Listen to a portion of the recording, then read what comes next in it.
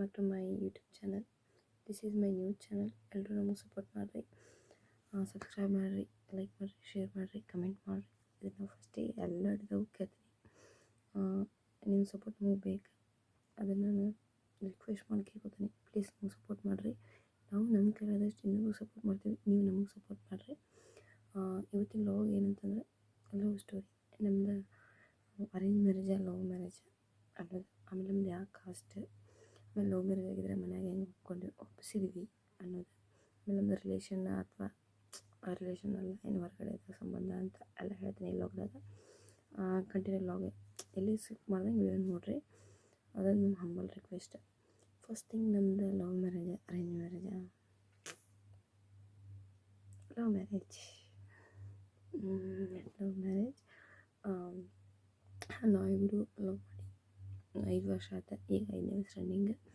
3 years ಇದಾಯ್ತು. 2 ವರ್ಷ ಆಯ್ತು ಮ್ಯಾರೇಜ್ ಆಗಿ. ಮೇವಾಗ ಮ್ಯಾರೇಜ್ ಆಗಿದ್ವಿ. 2 ಇಯರ್ಸ್ ಆಯ್ತು ಮ್ಯಾರೇಜ್ ಆಗಿ. ಮದುವೆ ಆಗಿ 1 ವರ್ಷ ಪಾಪ ಆಯ್ತು. ಆ್ಯಕ್ಚುಲಿ ಹ್ಯಾಪಿ ಫ್ಯಾಮಿಲಿ ನಾವು. ಲವ್ ಹೆಂಗೆ ಆಯ್ತು, ಯಾರು ಪ್ರಪೋಸ್ ಮಾಡಿದರೆ, ಫಸ್ಟ್ ಯಾರು ಮಾಡಿದರೆ ಅನ್ನೋದು ಇಂಪಾರ್ಟೆಂಟ್. ಕ್ಯೂರಿಯಾಸಿಟಿ ಎಲ್ಲರಿಗೂ ಇರ್ತದೆ. ಲವ್ ಆಗಿದ್ದು 2020. ಕೊರೋನಾ ಇತ್ತಲ್ಲ ಆವಾಗ ಆ್ಯಕ್ಚುಲಿ May 20 ಪ್ರಪೋಸ್ ಮಾಡಿದ್ದ ದಿನ May 20. ಫಸ್ಟ್ ಪ್ರಪೋಸ್ ಮಾಡಿದ್ದೆ ಅವ್ರು ಅನ್ನಂಗಿಲ್ಲ, ನಾನು. ಅಂದರೆ ಹಂಗೆ ಕನ್ವರ್ಸೇಷನ್ ಇತ್ತು. ಫಸ್ಟ್ ಮೀಟ್ ಆಗಿದ್ದು ಆ್ಯಕ್ಚುಲಿ ಹಾಸ್ಪಿಟಲಲ್ಲಿ ಮೀಟ್ ಆಗಿದ್ವಿ. ನಮಗೆ ಅವ್ರಿಗೆ ಏನು ಪರಿಚಯ ಇಲ್ಲ. ನಮ್ಮ ಮನ್ಯಾಗ ಒಬ್ರಿಗೆ ಆರಾಮಿರಲಿಲ್ಲ. ಒಬ್ಬರನ್ನ ಅದನ್ನ ಸ್ಟೋರಿ ಐತೆ, ನಾನು ಇನ್ನೊಂದು ಲಾಗ್ದಾಗ ಹೇಳ್ತೀನಿ. ಆ ಒಬ್ಬರು ಆರಾಮಿಲ್ಲದಾಗ ಇವ್ರು ನೋಡಕ್ಕಂತ ಬಂದಿದ್ರು. ಅಂದರೆ ನಮ್ಮ ಹಸ್ಬೆಂಡ್ ಮಮ್ಮಿ ನೋಡಕ್ಕಂತ ಬಂದಿದ್ರು. ಅವಾಗ ಇದು ರಿಲೇಷನ್, ಅವ್ರ ರಿಲೇಷನ್ ನಿಮ್ಮ ಆನ್ಸರ್ ಸಿಗ್ತದೆ ಅನ್ಕೊತೀನಿ. ನೋಡಕ್ಕೆ ಬಂದ್ರೆ ಅಫ್ಕೋರ್ಸ್ ಇದು ರಿಲೇಷನ್. ಅಂದರೆ ನಮ್ಮ ಅತ್ತೆ, ನಮ್ಮ ಪಪ್ಪ, ಅಣ್ಣ ತಂಗಿ ಆಗ್ಬೇಕು. ಅಂದ್ರೆ ಅಜ್ಜ ಹೋದಲ್ಲ ಅವಂಗೆ ಅಣ್ಣ ತಮ್ಮ, ಹಿಂಗೆ ಒಂದು ಸ್ವಲ್ಪ ದೂರದ ರಿಲೇಷನ್, ರಿಲೇಷನ್ ಆಗ್ಬೇಕು. ಅವ್ನು ನೋಡಕ್ಕಂತ ಬಂದಿದ್ರು. ಅವತ್ತಿನ ನಂಬರ್ ಚೇಂಜ್ ಆಯ್ತು. ಅಂದ್ರೆ ವಿಚಾರಿಸೋಣ ಆರಾಮಿಲ್ಲ ಹೆಂಗೆ ಅಂತಂದು ಕೇಳೋಕೆ ನಂಬರ್ ಚೇಂಜ್ ಆಯ್ತು. ಹಂಗೆ ಒಂದಿನ ಇವರು May 14 ಅನ್ಕೊತಾನೆ, May 14 ಅಥವಾ 13 ಒಂದು ಸ್ಟೇಟಸ್ ಇಟ್ಟಿದ್ರೆ ನಮ್ಮ ಹಸ್ಬೆಂಡ್. ನನಗೆ ಇವ್ರ ಹೆಸರಷ್ಟೇ ಗೊತ್ತಿರಲಿಲ್ಲ. ನಿಂಗನಕೊಪ್ಪ ಅಂದರೆ ಇವ್ರ ಊರ ಹೆಸರನ್ನ ಸೇವ್ ಮಾಡಿದ್ದೆ, ನಿಂಗನಕೊಪ್ಪ ಅಂತಂದು. ಅವತ್ತೊಂದಿನ ಸ್ಟೇಟಸ್ ಇಟ್ಟಿದ್ರೆ ನಮ್ಮ ಹುಡುಗಿ ಕಾಯತ್ತಾಳೆ, ಫೋನಿಗೆ ಚಾರ್ಜ್ ಇಲ್ಲ, ಮಳೆ ಒಂದು ಬರ್ತೈತಿ, ಕರೆಂಟ್ ಇಲ್ಲ ಅಂತೇನೋ ಇಟ್ಟಿದ್ರೆ. ಅದಕ್ಕೆ ನಾನು ರಿಯಾಕ್ಟ್ ಮಾಡಿದ್ದೆ, ಪವರ್ ಬ್ಯಾಂಕ್ ಹಾಕ್ಕೋರಿ ಅಂತಂದೆ. ಅವತ್ತು ಆ ಒಂದು ಮೆಸೇಜ್ ನಮಗೆ ಆ್ಯಕ್ಚುಲಿ ಸ್ಟಾರ್ಟ್ ಆಗಿದ್ದು. ಅವತ್ತು ಫಸ್ಟ್ ಮೆಸೇಜ್ ಸ್ಟಾರ್ಟ್ ಆಗಿದ್ದು ಜರ್ನಿ, ನಮ್ಮ ಲವ್ ಜರ್ನಿ ಅವತ್ತು ಸ್ಟಾರ್ಟ್ ಆಗಿದ್ದು. May 13 ಅನ್ಕೊತಾನೆ ನಾನು. May 13 ಅವತ್ತು ನಾನು ಫಸ್ಟ್ ಮೆಸೇಜ್ ಮಾಡಿದ್ದು. ಅವತ್ತು ಈವ್ನಿಂಗ್ 6 o'clock, ಇನ್ನೂ ಟೈಮ್ ನೆನಪೈತೆ ನನಗೆ. ಈವ್ನಿಂಗ್ 6 o'clock ಅವತ್ತು ಒಂದು ಸ್ವಲ್ಪ ದಿನ ಹಗಲಿ ಬರ್ದಂಗೆ ಮೆಸೇಜ್ ಸ್ಟಾರ್ಟಿಂಗ್ ಗೊತ್ತಿರೋದಿಲ್ಲ. ಹಗಲಿ, ರಾತ್ರಿ, ನೈಟು, ಮುಂಜಾನೆ ಮತ್ತು ಮೆಸೇಜ್ ಮಾಡೋದು. ಕಾಲ್ ಒಂದು 2 ದಿನ, 13 ತಾರೀಕು 15ನೇ ತಾರೀಕು ಕಾಲ್ ಮಾಡಿದ್ದೆ. 2 ದಿನ ಬಿಟ್ಟಾದ್ಮೇಲೆ ಕಾಲ್ ಮಾಡಿದ್ದೆ. ಅವರೇ ಕಾಲ್ ಮಾಡಿದ್ರು, ಕಾಲ್ ಮಾಡಿ ಮಾತಾಡಿದ್ದೆ. ಆಮೇಲೆ ನಾವು ಪ್ರಪೋಸ್ ಮಾಡಿದ್ದು ಹೆಂಗಂದ್ರೆ May 20 ನೈಟ್ 11 ಗಂಟೆ ಸುಮಾರು. ಇಬ್ಬರಿಗೆ ಗೊತ್ತೈತೆ ನಾನು ಲವ್ ಮಾಡತ್ತೇನೆ ಅಂತ ಅವ್ರಿಗೆ ಗೊತ್ತೈತಿ, ಅವ್ರು ಲವ್ ಮಾಡ್ತಾರೆ ನಂಗೆ ಗೊತ್ತೈತಿ. ಬಟ್ ಪ್ರಪೋಸ್ ಅವರೇ ಮಾಡಲಿ ಅಂತ ನಾವು ವೇಟ್ ಮಾಡ್ತೀನಿ. ಬಟ್ ಅವರು ನಾನು ಮಾಡಲಿ ಅಂತ ಅವ್ರು ವೇಟ್ ಮಾಡತ್ತಾರೆ. ಅದು ಹಂಗೆ ಒಂದು ಸ್ವಲ್ಪ ದುಡ್ಕೊಂಡು ಬಂತು. ಅವತ್ತು ನೈಟ್ ಅವ್ರೊಂದು ಸ್ಟೇಟಸ್ ಇಟ್ಟಿದ್ರೆ, ಏನೋ ಒಂದು ಲವ್ ಸಾಂಗ್ ಇಟ್ಟೋದಕ್ಕೆ ಕೆಳಗೆ ಅರ್ಧ ಕಾಣಂಗೆ ನನ್ನ ಹೆಸರು ಬರ್ತಿಟ್ಟಿದ್ರು, ಅಕ್ಷು ಅಂತಂದು. ಅದನ್ನು ನೋಡಿದ ಮೇಲೆ ನಾನು ಆ್ಯಕ್ಚುಲಿ ಹೇಳಿದ್ದೆ ಐ ಲವ್ ಯು ಅಂತಂದು ಮೆಸೇಜ್ ಮಾಡಿದ್ದೆ. ಆ್ಯಕ್ಚುಲಿ ನಾನು ಫಸ್ಟ್ ಪ್ರಪೋಸ್ ಮಾಡೋದಂಗೆ ಇರಲಿ ಹೋಗಲಿ, ಯಾಕೆ ಅವ್ರಿಗೆ ಲಾಗ್ ನೋಡಿದ್ರೆ ಅಫ್ಕೋರ್ಸ್ ಬೈತಾರೆ, ಇರಲಿ ಅಂತ ಪ್ರಪೋಸ್ ಮಾಡಿದ್ದೆ. ಸ್ಫೂರ್ತಿಯಾಗಿ ಮಾಡಿದ್ದೆ. ಆ್ಯಕ್ಚುಲಿ ನಿಜ ಹೇಳ್ಬೇಕಂತಂದ್ರೆ ಇವತ್ತಿಗೂ ನಾನು ಯಾವತ್ತೂ ಬೇಜಾರು ಮಾಡ್ಕೊಂಡಿಲ್ಲ. ನಾನು ಇವತ್ತು ಮದುವೆಯಾಗಿ ಹಿಂಗಾಯ್ತು ಹಂಗಾಯ್ತು ಅಂತ ನಂಗೆ ಎಲ್ಲದಕ್ಕೂ ಸಪೋರ್ಟ್ ಮಾಡ್ತಾರೆ. ದೇವ್ರಿಗೆ ಥ್ಯಾಂಕ್ಸ್ ಹೇಳ್ಬೇಕು. ಅಂತ ಗಂಡನ ನಂಗೆ ಕೊಟ್ಟಿದ್ದಕ್ಕೆ. ನಾನು UPSC ಮಾಡ್ತಾರೆ ಅಂದರೆ ಬೇಡ ಅಂದಿಲ್ಲ. ನನ್ನ ಕನಸು ಅನ್ನೋದಕ್ಕೆ ಅವ್ರು ಸಪೋರ್ಟ್ ಆಗಿದ್ದಾರೆ. ನನಗೆ ಕೋಚಿಂಗ್ ಕೊಡಿಸಿದ್ರೆ, ನಂಗೆ ಆನ್ಲೈನ್ ಕ್ಲಾಸ್ ಕೊಡಿಸಿದ್ರೆ, ಬುಕ್ಸ್ ಕೊಡಿಸಿದ್ರೆ, ನೀವು ಓದೋದು ನಂಗೆ ಒಂದು ಟೈಮ್ ಸೆಟ್ ಮಾಡಿಕೊಟ್ರೆ. ಆಮೇಲೆ ನಾನು ಯೂಟ್ಯೂಬ್ ಚಾಲೂ ಮಾಡ್ತೀನಿ ಅಂದಕ್ಕೂ ಬೇಡ, ಒಂದು ಮಾತು ಬೇಡ ಅನ್ನಲ್ಲ, ಏನು ರಿಸ್ಟ್ರಿಕ್ಷನ್ ಹಾಕಲಿಲ್ಲ. ಓಕೆ ನೀನು ಆಸೆ ನೀನು ಮಾಡ್ಕೊ ಅಂತಂದ್ರೆ ಇಷ್ಟು ಸಪೋರ್ಟ್ ಎಲ್ಲ. ಇದೊಂದು ಇವೆರಡು ವಿಷಯಕ್ಕಂತಲ್ಲ, ಪ್ರತಿಯೊಂದು ವಿಷಯಕ್ಕೂ ನಂಗೆ ಸಪೋರ್ಟ್ ಮಾಡ್ತಾರೆ. ಅವ್ರಿಗೆ ನಾನು ನಿಜವಾಗ್ಲೂ ಡೆಲಿವರಿ ಟೈಮ್ದಾಗ ಅಷ್ಟು ನಂಗೆ ಸಪೋರ್ಟ್ ಮಾಡಿದ್ರೆ ಥ್ಯಾಂಕ್ಸ್ ಅಂತ. ಎಲ್ಲರೂ ಹೆಣ್ಮಕ್ಳು ಆ್ಯಕ್ಚುಲಿ ಎಕ್ಸ್ಪೆಕ್ಟ್ ಮಾಡಿದ್ರೆ ಆ ಟೈಮ್ದಾಗ ಡೆಲಿವರಿ ಟೈಮ್. ಯಾಕಂದರೆ ಹೆಣ್ಮಕ್ಳು ಒಂದು ದೊಡ್ಡ ಗಟ್ಟ ಸತ್ತು ಬದುಕಂದ್ರೆ ಆ ಟೈಮ್ದಾಗ ನಂಗೆ ಕೂತು ನಿಂತ ನಂಗೆಲ್ಲ ಸಪೋರ್ಟ್ ಮಾಡ್ಯಾರ. ಅದನ್ನು ಯಾವತ್ತೂ ಮರೆಯಂಗಿಲ್ಲ. ನಾನು ಹಾಸ್ಪಿಟ್ಲಿಗೆ 8 ದಿನ ಅಂದರೆ 8 ದಿನ ನನ್ನ ಜೊತೆ ಅಂದರೆ ಎಲ್ಲ ಕೆಲಸ ಎಲ್ಲ ಬಿಟ್ಟು ಇಂಥ ಗಂಡನ ಪಡೆದಾಗ ನಾನು ನಿಜವಾಗ್ಲೂ ದೇವ್ರ ಕಡೆ ಥ್ಯಾಂಕ್ಸ್ ಹೇಳ್ತೀನಿ ದೇವ್ರಿಗೆ. ದ್ಯಾಮವ್ವ ನಂಗೆ ನಾನು ನಂಬೋ ದೇವ್ರು ಬಸವಣ್ಣ, ದ್ಯಾಮಮ್ಮ, ದುರ್ಗಮ್ಮ ಇವ್ರು ನಂಬ್ತಾನೆ. ಅವ್ರು ನಂಗೆ ನಿಜವಾಗ್ಲೂ ದೇವ್ರಂತ ಗಂಡನ ಕೊಟ್ಟಾರ ಅಷ್ಟೇ ನಾನು ಹೇಳ್ತೀನಿ. ಆಮೇಲೆ ಫ್ಯಾಮಿಲಿನೂ ಅಷ್ಟೇ, ನಾನು ಮಾಡ್ಕೊಂಡಿದ್ದ ಫ್ಯಾಮಿಲಿನೂ ಅಷ್ಟೇ ಸಪೋರ್ಟ್ ಆಗಿರ್ತಾರೆ. ನಮ್ಮ ಅತ್ತೆ ಇರಲಿ, ನಮ್ಮ ಮಾವರಾಗಿರಲಿ, ಆಮೇಲೆ ಮನೆಗೆ ಹೋದರೆ ಲಕ್ಷ್ಮೀ ಅಂತ ಅವರಾಗಿರಲಿ ಎಲ್ಲರೂ ಸಪೋರ್ಟ್ ಮಾಡ್ತಾರೆ. ಅದಕ್ಕೆ ನಾನು ಥ್ಯಾಂಕ್ಸ್ ಹೇಳೋಕ್ಕೆ ಇಷ್ಟಪಡ್ತೀನಿ. ಥ್ಯಾಂಕ್ಸ್ ಹೇಳೋಕ್ಕೆ ಇಷ್ಟ. ಆ್ಯಕ್ಚುಲಿ ನಮ್ಮ ಬಂಗಾರಿ ಅತ್ತೆ ಮಕ್ಕಳಿದ್ದೆ ಎದ್ದವ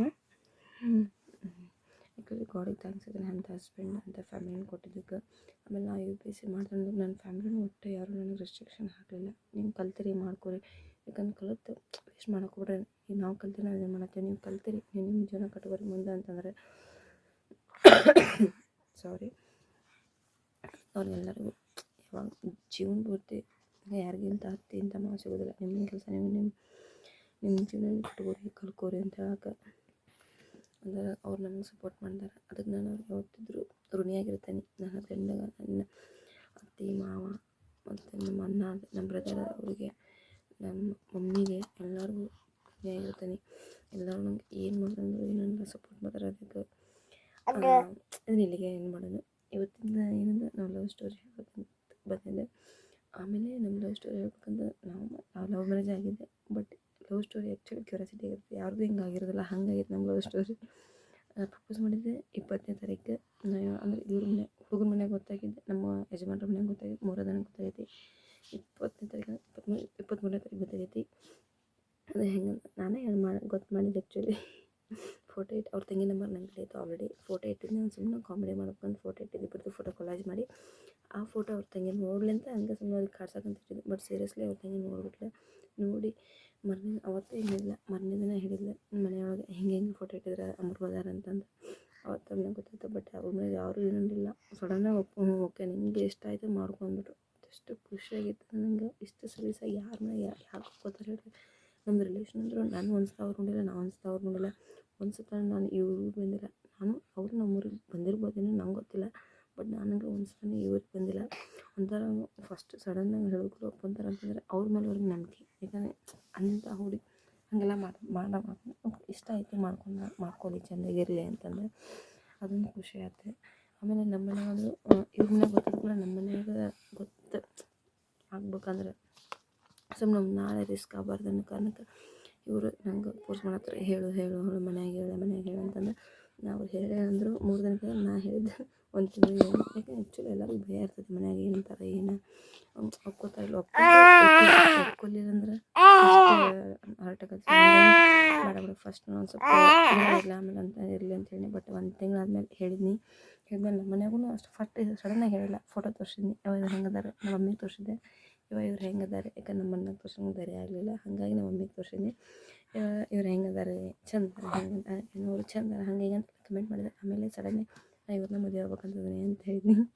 ನಮ್ಮ ಮಮ್ಮಿ ರಿಯಾಕ್ಷನ್ ಆಗಿನ ಮೂಮೆಂಟಿಗೆ ಇಲ್ಲ. ಬಟ್ ಆಮೇಲೆ ಒಂದು ಸ್ವಲ್ಪ 10 ನಿಮಿಷ 5 ನಿಮಿಷ ಬಿಟ್ಟು ನೋಡು ನಿನ್ನ ಚೆಂದಾಗಿ ನೋಡ್ಕೋತಾರೆ, ನಿನಗೆಲ್ಲ ಏನು ಕಡಿಮೆ ಎಲ್ಲ ನೋಡ್ಕೋತಾರಂತ ಮಾಡ್ಕೊರಿ, ಅದು ಚೆಂದಾಗಿರ್ರಿ. ಇನ್ನೊಬ್ಬರು ನಿಮ್ಮ ಕಡೆ ಬಟ್ ಮಾಡಿ ಹಿಂಗಾದ್ವಿ ಮಾಡಿಕೊಂಡು ಅಂತ ಅನಿಸ್ಕೋಬೇಡ್ರಿ ಅಂತೆಲ್ಲ ಅಂದ್ರೆ ಒಂದು ಸ್ವಲ್ಪ ಬುದ್ಧಿ ಮಾತಾಡಿ ಓಕೆ ಅಂದರೆ ನಮ್ಮ ಮಮ್ಮಿನೂ ನಮ್ಮ ಅಣ್ಣ ಹೇಳಿದ್ರೆ ಹಿಂಗೆ ಮಾಡ್ಕೋತಾರೆ ಅಂತ ಹಿಂಗೆ ಅಂತಂದು. ನಮ್ಮ ಅಣ್ಣನೂ ಏನಿಲ್ಲ ನಿನ್ನ ಇಷ್ಟ ನಮ್ಮ ಇಷ್ಟ ಅಂತಂದು ಸುಮ್ಮನೆ ಆಗ್ಬಿಟ್ರೆ. ಬಟ್ ಹಂಗೆ ಸಡನ್ನಾಗಿ ಕೊಡಲಿಲ್ಲ. ನೋಡಿ ನಮ್ಮ ಕೇಳಿ ಅವ್ರ ಮನೆಗೆ ನೋಡ್ಬಿಡ್ತೀವಿ, ಅವ್ರು ಹೆಂಗಂತಾರೆ ಅವ್ರ ಫ್ಯಾಮಿಲಿ ಬ್ಯಾಕ್ಗ್ರೌಂಡ್ ಎಲ್ಲ ನೋಡಿ ಆಮೇಲೆ ಮುಂದೆ ಯೋಚನೆ ಮಾಡೋಣ ಅಂತಂದರೆ. ಬಟ್ ಆ ಮೂಮೆಂಟಿಗೆ ಹ್ಞೂ ಅನ್ನೋದಾರ ಬೇಕಲ್ಲ, ನೋಡೋದಂತ ಖುಷಿ ಆಯ್ತು ಅಷ್ಟೇ. ಆಮೇಲೆ ಒಂದು ಸ್ವಲ್ಪ ದಿನ ಆದಮೇಲೆ ಹೋಗಿ ನೋಡಿ ಬಂದರೆ ಎಲ್ಲ ಮಾತಾಡಿದರೆ ಇಷ್ಟ ಆಯ್ತು, ಇವ್ರಿಗೆ ಇಷ್ಟ ಆಯ್ತು, ಅವ್ರಿಗೆ ಇಷ್ಟ ಆಯ್ತು. ಬಟ್ ಎಲ್ಲರೂ ಹ್ಞೂ ಅಂದೆ, ಎಲ್ಲರೂ ಸೇರಿ ಮದುವೆ ಮಾಡಿದೆ. ಬಟ್ ಆಗ ಮಾಡಲಿಲ್ಲ, ಒಂದು 3 ವರ್ಷ ಬಿಟ್ಟೆ. ಯಾಕಂದ್ರೆ ನಾವು ವೇಟ್ ಮಾಡ್ತಿದ್ದೆ, ಯಾಕಂದ್ರೆ ನಂಗೆ ಒಂದು ಸ್ವಲ್ಪ ಡ್ರೀಮ್ ಇದ್ದಿದ್ದೆ, ಒಂದು ಸ್ವಲ್ಪ ಟೈಮ್ ಬೇಕಾಗಿತ್ತು. ಸೊ ಹಂಗಾಗಿ ನಾನು ಒಂದು ಸ್ವಲ್ಪ ದಿನ ಇರಲಿ ಬಾಡಿಗೆ ಮದುವೆ ಅಂತ ಅಂದ್ಬಿಟ್ಟಿದ್ವಿ. ಯಾಕಂದ್ರೆ ಅದು ಜಸ್ಟ್ ನನ್ನ ಡಿಗ್ರಿ ಮುಗಿತು, ನಂಗೆ ಕೆಲ್ಸಕ್ಕೆ ಹೋಗೋದು ಭಾಳ ಐತೆ. ಸೊ ಹಾಗಾಗಿ ನಾನು ಸ್ವಲ್ಪ ವೇಟ್ ಮಾಡೋದಿದ್ದೆ. ಕೆಲ್ಸಕ್ಕೂ ಹೋದ್ನಿ ಆ ಟೈಮ್ದಾಗ. ಒಂದು 3 ವರ್ಷ ಬಿಟ್ಟು ಮದುವೆ ಆದ್ವಿ. ಈಗ 1 ವರ್ಷ ಬಿಟ್ಟು ಹಿಂದೆ ಬಂಗಾರಿ ಹುಟ್ಟೈತಿ. ಈಗ ಬರ್ತೈತಿ ಒಂದು ವರ್ಷದ ಮೇದಾಗ. ಆ್ಯಕ್ಚುಲಿ ನಂಗೆ ಮೇ ಮಂತ್ ಭಾಳ ಸ್ಪೆಷಲ್. ಯಾಕಂತಂದ್ರೆ ಅಮ್ಮ ಮದುವೆ ಆಗಿದ್ದು ಮೇದಾಗ. ನಾವು ಫಸ್ಟ್ ಪ್ರಪೋಸ್ ಮಾಡಿದ್ದು ಮೇದಾಗ, ನಮ್ಮ ಹಸ್ಬೆಂಡ್ ಬರ್ತಡೇದು ಮೇದಾಗ, ನಮ್ಮ ಬಂಗಾರಿ ಬರ್ತಡೇದು ಮೇದಾಗ. ಅಂದರೆ ನಂಗೆ ಮಂತ್ ಭಾಳ special. Actually UPSC prelims exam ಇರೋದು ಮೇದಾಗ. ಮೇ 25ಗೆ ಐತಿ ನಮ್ಮ ಹಸ್ಬೆಂಡ್ ಬರ್ತದೆ ಮೇ 25. ಇವತ್ತು ರಿವೀಲ್ ಮಾಡಿದ್ವಿ, ಫಸ್ಟ್ ವಿಡಿಯೋದಾಗ ರಿವೀಲ್ ಮಾಡಿರಲಿಲ್ಲ. ಹಾಗಾಗಿ ನಂಗೆ ಮೇ ಮಂತ್ ಅಂತ ಭಾಳ ಸ್ಪೆಷಲ್. ಪ್ರತಿ ವರ್ಷವೂ ಆ ಮಂತ್ನಾಗ ವೇಟ್ ಮಾಡ್ತಿರ್ತೀನಿ. ಇವತ್ತಿನ ಲಾಗ್ ಇಷ್ಟ ಹೇಳಕ್ಕೆ ಇಷ್ಟಪಡ್ತೀನಿ. ಏನಂತ ಲವ್ ಮ್ಯಾರೇಜ್ ಅರೇಂಜ್ ಮ್ಯಾರೇಜ್ ಅಂತಿತ್ತು. ಲವ್ ಮ್ಯಾರೇಜ್ ಮಾಡ್ಯಾಕ ಸಿಂಪಲ್ಲಾಗಿ, ನಮ್ದೇನು ದೊಡ್ಡ ಲವ್ ಸ್ಟೋರಿ ಇಲ್ಲ, ಅಷ್ಟೇ ಸಿಂಪಲ್ಲಾಗಿ ನಾವು ಹೇಳಿದ್ವಿ. ಅವರು ಹ್ಞೂ ಅಂದರೆ ಆಮೇಲೆ ನೆಕ್ಸ್ಟ್ ನಮ್ಮದು ರಿಲೇಷನ್ ಅಲ್ವಾ, ಅವ್ರದ್ದು ರಿಲೇಷನ್ ಮತ್ತು ಕಾಸ್ಟ್, ನಮ್ಮದು ಕಾಸ್ಟ್ ಇಬ್ಬರದು ಸೇಮ್ ಕಾಸ್ಟ್, ರಿಲೇಷನ್ ಸೇಮ್, ಇಬ್ಬರದು ಸೇಮ್ ಕಾಸ್ಟ್. ನನಗೆ ಆ್ಯಕ್ಚುಲಿ ಈ ನಮ್ಮ ಹಸ್ಬೆಂಡ್ ಮಾವನ ಮಗ ಆಗ್ಬೇಕು. ಕರೆಂಟ್ ಹೋಗಿ ಬಂತದೆ ಆ್ಯಕ್ಚುಲಿ, ಹಾಗಾಗಿ ಕಟ್ಟೈತೆ. ಈ ಲಾಗ್ನ ಇಲ್ಲಿಗೆ ಎಂಡ್ ಮಾಡ್ತೀವಿ.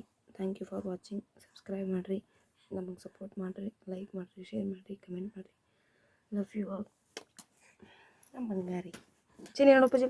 ಬಾಯ್ bye bye. Thank you for watching.